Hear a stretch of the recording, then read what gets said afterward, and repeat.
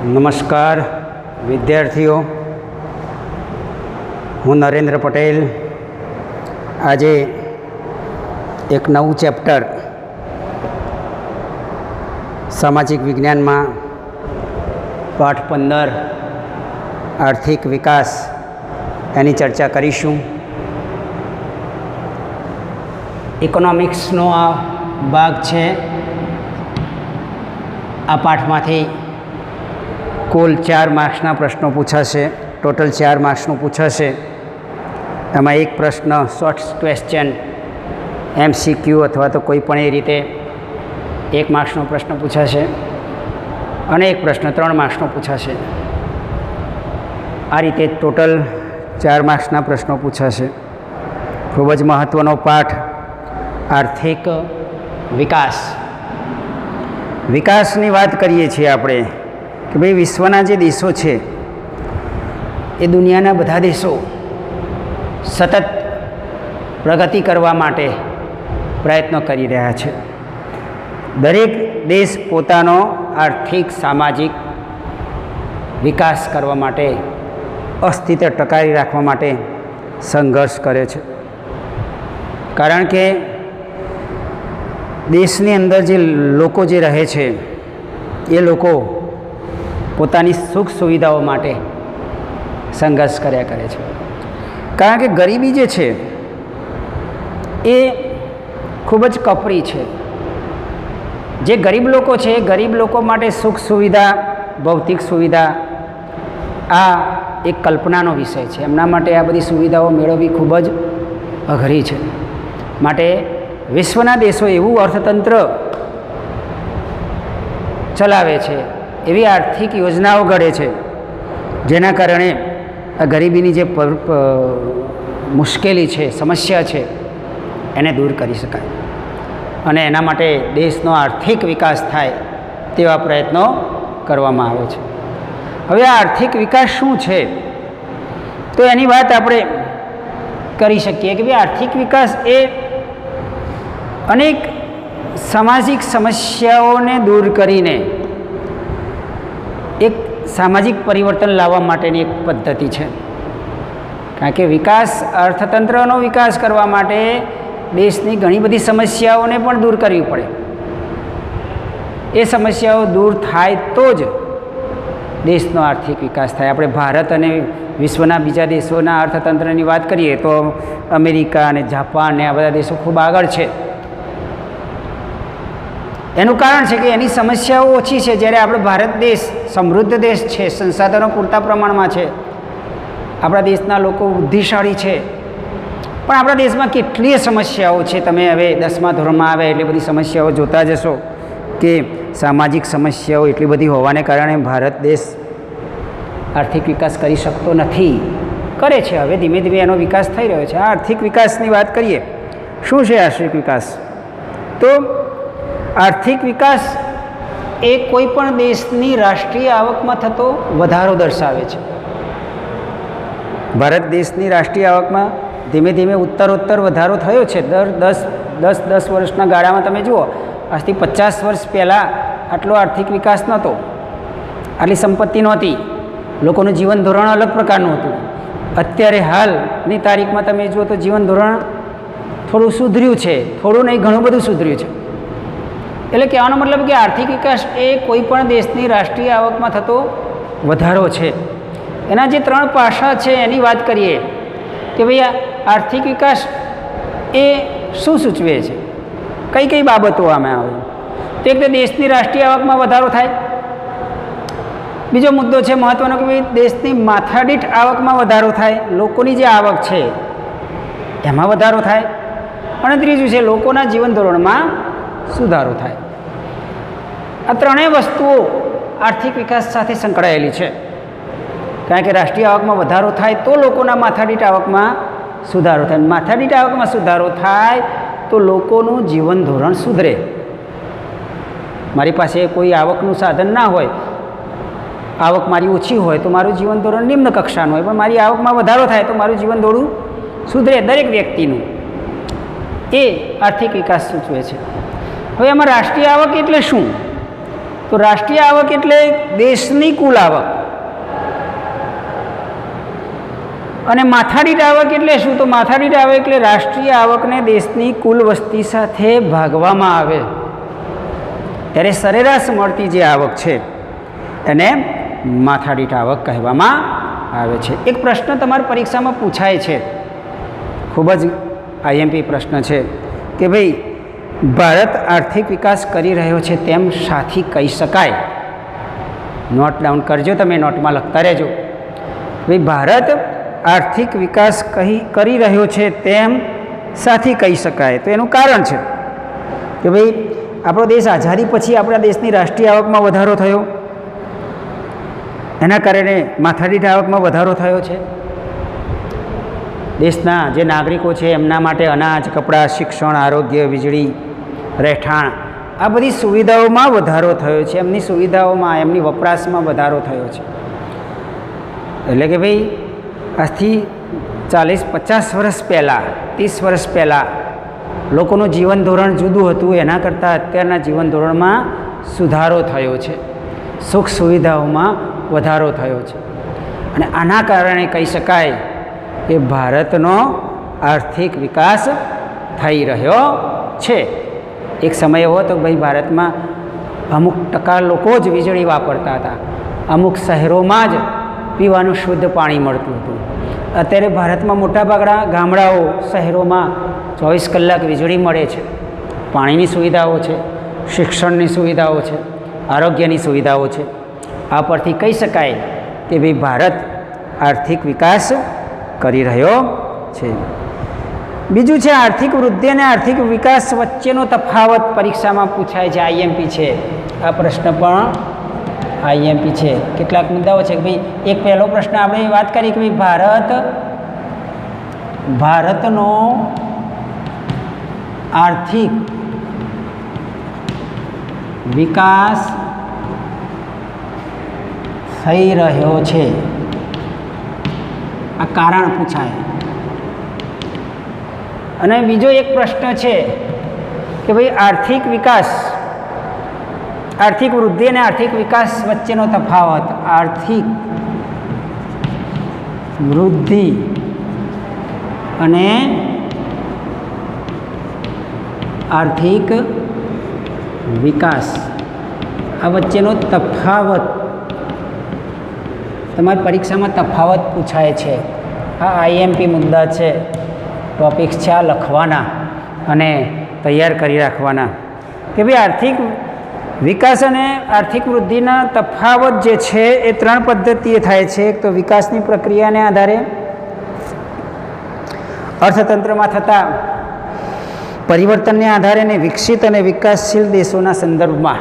આ 3 રીતે કરી શકાય. પહેલો કે ભાઈ આર્થિક વિકાસ અને વૃદ્ધિનો તફાવત, વિકાસની પ્રક્રિયા. કારણ કે આર્થિક વિકાસ એ ગુણાત્મક છે અને આર્થિક વૃદ્ધિ એ પરિણાત્મક છે. શું છે? આર્થિક વિકાસ એ ગુણાત્મક પ્રક્રિયા છે,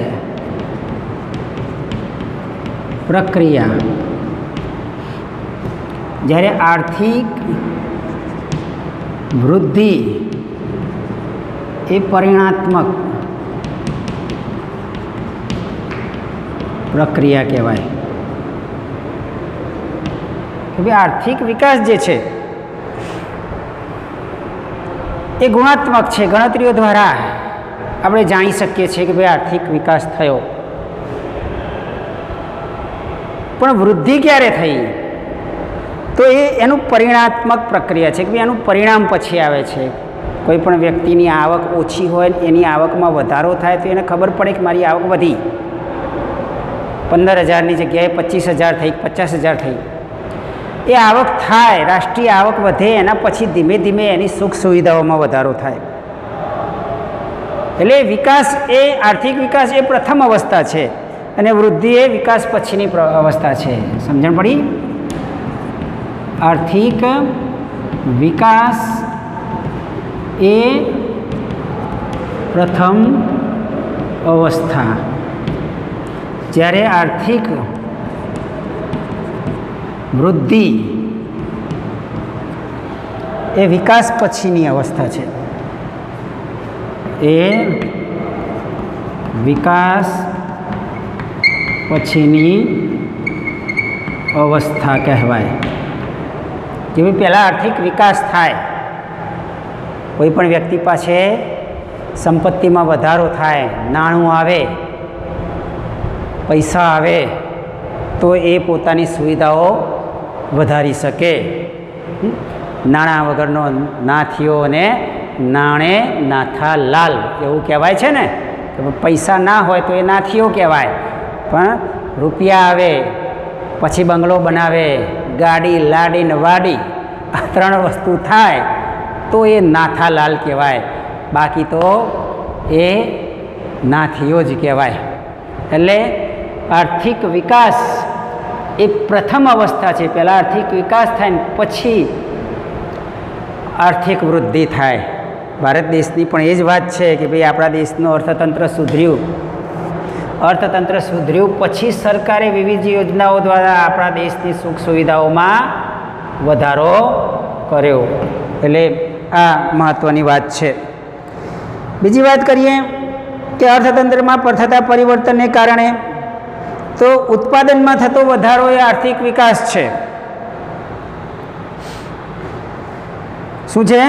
અર્થતંત્રમાં જે ઉત્પાદનમાં થતો જે વધારો છે આર્થિક વિકાસ છે.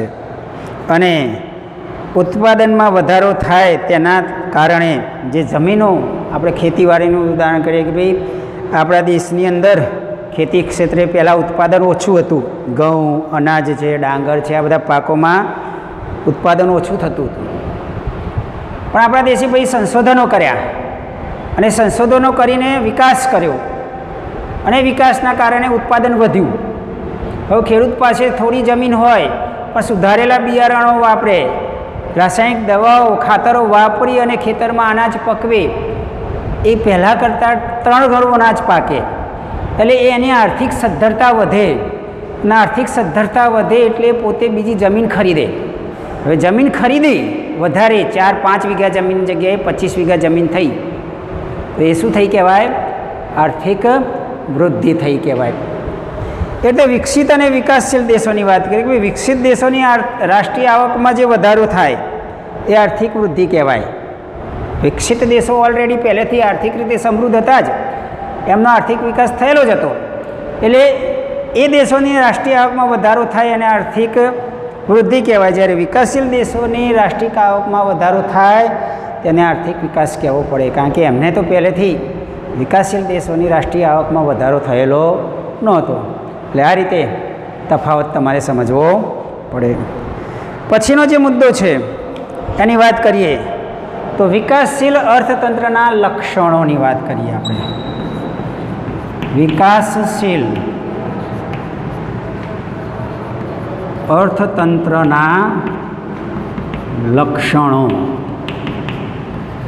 આ પ્રશ્ન પણ આઈએમપી છે. વિકાસશીલ અર્થતંત્રના કોઈ પણ 2 લક્ષણોની ચર્ચા કરો અથવા તો વિકાસશીલ અર્થતંત્રના લક્ષણો જણાવો. કોઈને બધા લક્ષણો યાદ રહે નહીં, એટલે ભલે બધા ના યાદ હોય પણ 3, 4, 5 તો એવા લક્ષણો છે કે આપણને યાદ રહે જ, અને એમાંથી 1-2 લક્ષણોની 1-2 લીટી 2 લાઈન લખો એટલે તમારો પ્રશ્ન પૂરો થાય. કારણ કે વિકાસશીલ અર્થતંત્ર જે છે એનું મહત્ત્વનું પાસું તો તેની માથાદીઠ આવક છે. પહેલું લક્ષણ છે નીચી માથાદીઠ આવક. કે ભાઈ માથાદીઠ આવકમાં ઘટાડો હોય. વિશ્વ બેંક જે છે, વર્લ્ડ બેંક, એ વિશ્વ બેંકે 2004માં વિશ્વ વિકાસ અહેવાલ રજૂ કર્યો છે અને વિશ્વ વિકાસ અહેવાલની અંદર $335થી ઓછી માથાદીઠ આવક ધરાવતા જે દેશો છે એ દેશોને વિકાસશીલ દેશો તરીકે ઓળખાવ્યા છે. આ તમારે યાદ રાખવાનું કે ભાઈ માથાદીઠ આવકમાં ઘટાડો હોય. 2004માં વિશ્વ બેંક એટલે કે વર્લ્ડ બેંકે વિકાસશીલ દેશોની માથાદીઠ આવક નક્કી કરી, જે $735 કે તેથી ઓછી આવક ધરાવતા માથાદીઠ આવક ધરાવતા દેશોને વિકાસશીલ અર્થતંત્ર ધરાવતા દેશો તરીકે ઓળખ્યા છે. એટલે નીચી માથાદીઠ આવક એ મહત્ત્વનું લક્ષણ છે. $735થી ઓછી માથાદીઠ આવક ધરાવતા દેશો. કોણે? વિશ્વ બેંક દ્વારા 2004માં આણે વિશ્વ વિકાસ અહેવાલ આપ્યો અને એ વિશ્વ વિકાસ અહેવાલમાં આ મહત્ત્વની વાત કરી. ભારત વિકાસશીલ અર્થતંત્ર ધરાવે છે એનું કારણ છે કે ભાઈ આપણા દેશના લોકોની પણ માથાદીઠ આવક ઓછી છે. બીજું લક્ષણ છે વસ્તી વૃદ્ધિ કે ભાઈ વિકાસશીલ અર્થતંત્ર ધરાવતા દેશો છે ત્યાં વસ્તી વધારો જોવા મળે છે. વૃદ્ધિનો દર 2% અથવા તેથી વધુ હોય. વસ્તી વૃદ્ધિનો દર દર 2% કે તેથી વધુ હોય એવા દેશોનું આ લક્ષણ આવે. આટલું નાનું થોડા વાક્યો તો યાદ રહે ને ભાઈ. આ રીતે ટૂંકમાં તમારે યાદ રાખવાનું. ત્રીજું લક્ષણ છે કૃષિ ક્ષેત્ર પર અવલંબન. કૃષિ ક્ષેત્ર પર અવલંબન યાદ ના રહે તો આધાર એવું લખો તો પણ ચાલે. હવે એટલી તો ખબર પડે 10માના વિદ્યાર્થીઓને કે ભાઈ ખેતીવાડી ઉપર આધાર હોય આપણા દેશની રાષ્ટ્રીય આવક. ભારતમાં તમે જુઓ તો 65% જેટલા લોકો ખેતી કરે છે. અને આપણા દેશની જે કુલ રાષ્ટ્રીય આવક છે એમાં 25% જેટલો ફાળો કૃષિનો છે. માટે આ રીતે વિકાસશીલ અર્થતંત્રના લક્ષણોની ચર્ચા 3 કરી. બાકીના લક્ષણો આપણે અગાઉના આવતા ભાગમાં કરીશું. તમારે ખાસ આ મુદ્દા યાદ રાખવાના, આ પ્રશ્નો તૈયાર કરી અને લખી કાઢવાના. જય સ્વામિનારાયણ.